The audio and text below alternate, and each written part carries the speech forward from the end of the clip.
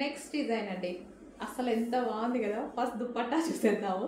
Dupatta highlight చేయాలంటే ఇంకా మన తర్వాతనే అన్నట్టుగా ఉంది. సో నార్మల్ దుపట్టా చూస్తే అసలు నేను పర్చేస్ కూడా చేయను అనమాట. సో ఇది చూడండి, దుపట్టా అయితే మంచి బనారసి బ్రొకెట్ దుపట్టా, వివింగ్ జరీ, ఇదంతా జరీ. అండ్ మీకు బూటీస్ కనిపిస్తున్నాయి కదా దుపట్టాలో, అది కూడా జరీ, కింద కూడా మంచి నీట్గా జరీ అయితే ఇచ్చేసారు. అండ్ మంచి hand work kurtis, 3 piece set అండి.